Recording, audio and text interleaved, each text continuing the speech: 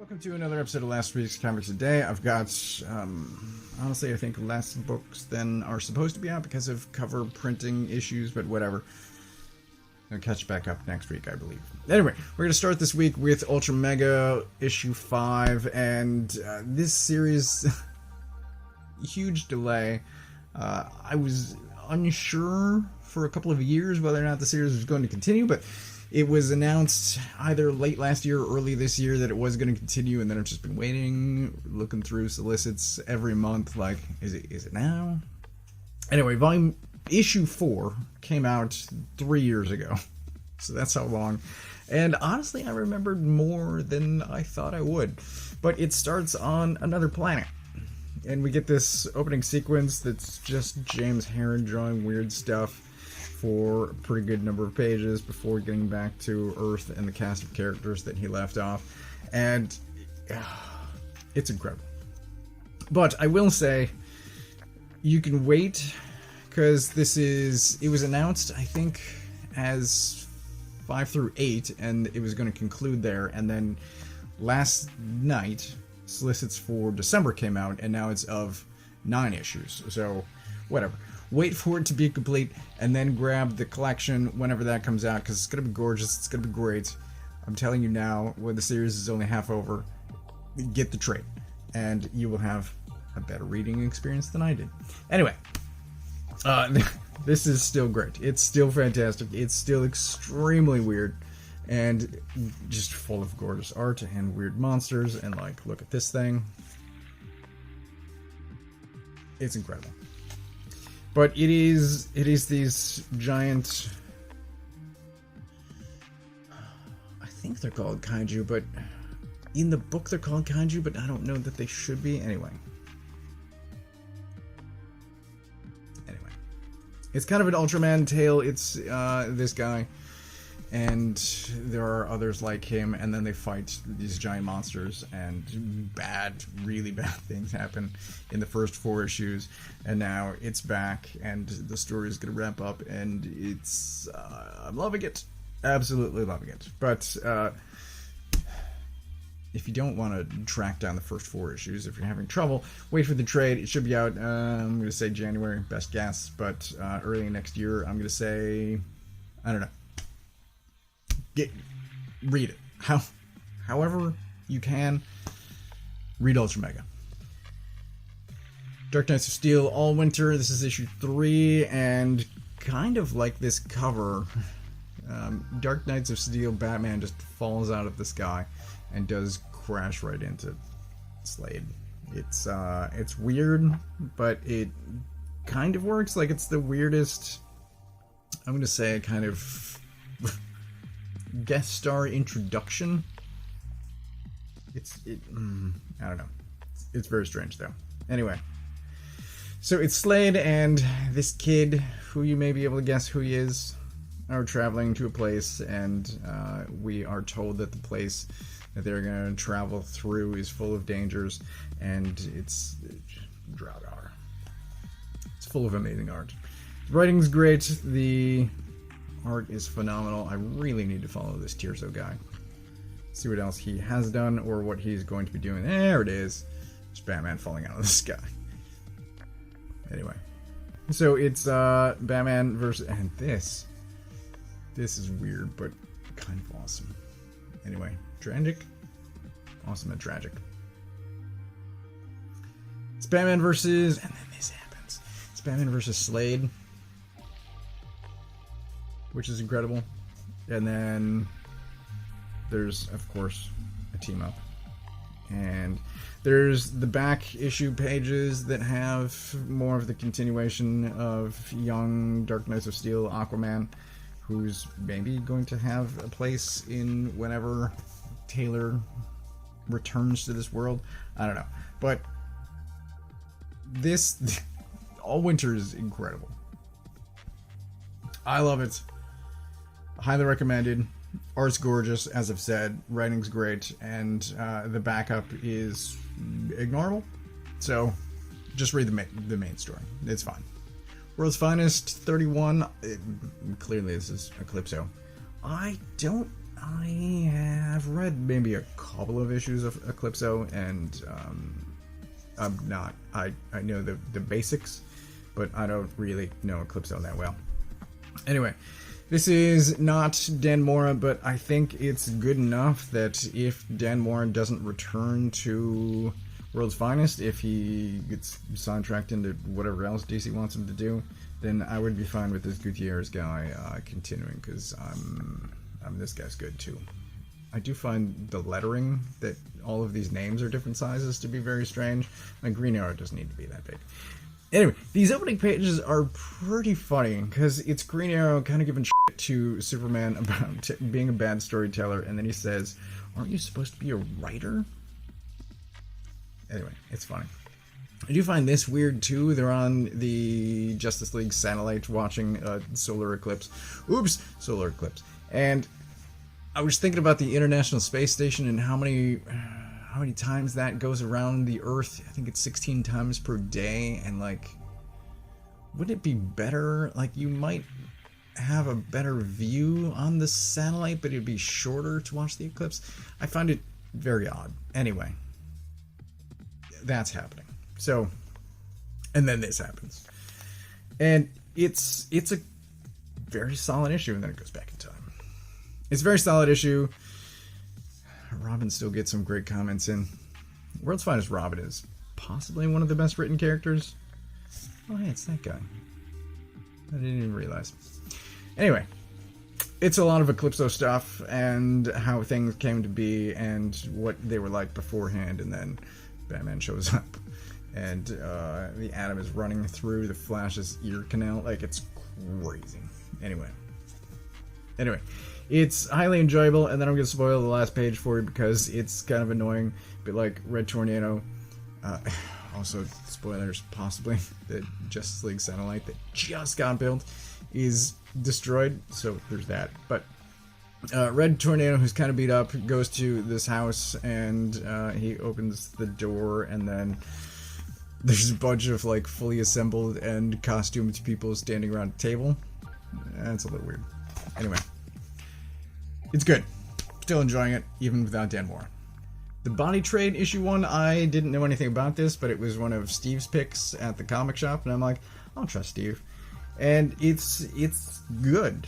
I enjoyed it, and I will say that a little bit of spite worked in its way to my decision-making as well, because Mad Cave and Berg is shitting on Mad Cave every opportunity he gets.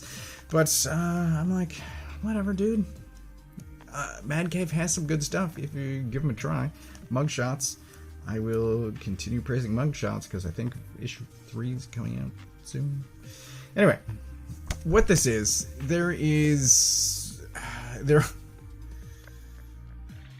I'm talking in kind of an upbeat tone, but I'm about to talk about a dead child and grieving parents. So that's at the root of this. This kid here has died, and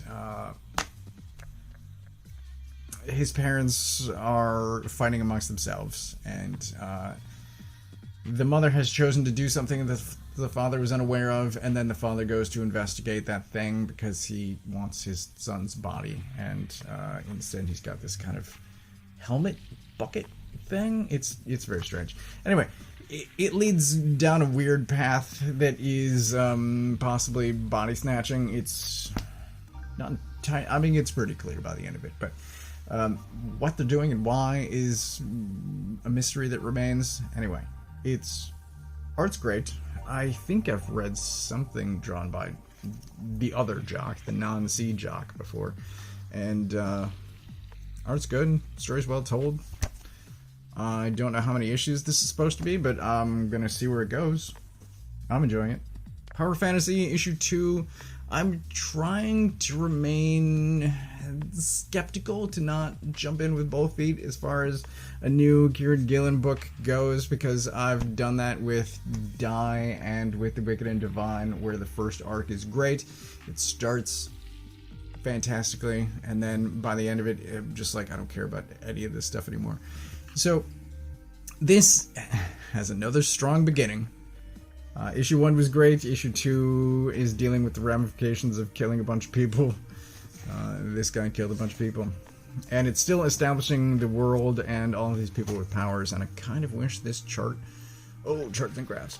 I kind of wish this chart had been maybe at the back of the first issue to help identify some of the people, but I was referencing back to this throughout the issue to be like, oh, who's this now? What side are they on? But there's graphics and all kinds of stuff. Anyway, it's very interesting. It's well drawn. Art's great. Story's great. I'm enjoying it. Casper Wingard is the guy that drew Homesick Pilots a couple of years ago. And so I became a fan of that guy as well, and I'm into this. I hope it goes well. I hope it goes better than Die and Wicked and Divine. But it's off to a strong start. So, fingers crossed. John Constantine, or Constantine, as Etrigan establishes in the previous issue, which I found annoying. Etrigan, I didn't like the last issue that much. But I do like this issue, and this, at this point, it looks like there's a... it's not quite a black hole, but it looks like there's something weird in the back of his head, and later it just looks like a magical ponytail that he's got. I don't know what's going on. Anyway. So in the previous issue, it was established because 2 issues back, Constantine gets separated from the rest of the people that he had been touring the nation with, and the last issue was a standalone where it said that he's been alone now for 4 weeks, and this catches him back up with the rest of the cast and what they've been up to and the present state of things, and it's much better than the Etrigan issue, the Swamp Thing in Hell. It's much better than that. This gets back to the story, to interesting things, to Constantine being dick, kind of for good reasons, but anyway. This is a great issue. So it's more in line with the rest of the series thus far, and not the, I'm going to say, poorly done issue 8. Anyway, there's only 2 issues left to go, thankfully, because this needs to wrap up. It's getting close. It's close enough. Needs to wrap up. Not quite lastly, Sakamoto Days Volume 13 came in the mail a couple of weeks ago, and my wife, after hearing me talk about this for, I don't know, year and a half, 2 years maybe, she decided to start reading this when Volume 12 came out a couple of months ago, and she read the whole thing in like a weekend, and I'm like, good God, fast reader. But she read everything, and then Volume 13 comes in the mail, and she goes, we could start reading it together and discuss it, like we've done with other books. And so I read this that weekend, and I put it next to her chair, and she has not read it yet. So we're not reading together yet, maybe? But I will do a review on this when Volume 14 comes out. That will wind up Read Pile video. This is great. It's all flashback stuff, if you are at all curious. So it's a much smaller cast, whatever, sheet, window, whatever, info boxes. Volume 14 is going to continue that flashback. I will do a video, as I said, when that comes out for both volumes. Lastly, Weatherman Volume 3 came out. This is the end of the series. It was phenomenal. I wrote these guys an email just this week, because at the back of issue 7 it says, hey, if you want to join the newsletter, if you want to hear news about a possible hardcover collection, send us an email. So I sent him an email and said, yes, I will buy this again if you do a hardcover, and I will, I just wanted to say that you did a fantastic job, and I loved the issue where there's a flashback issue where he returns home and sees his father, and that was incredible.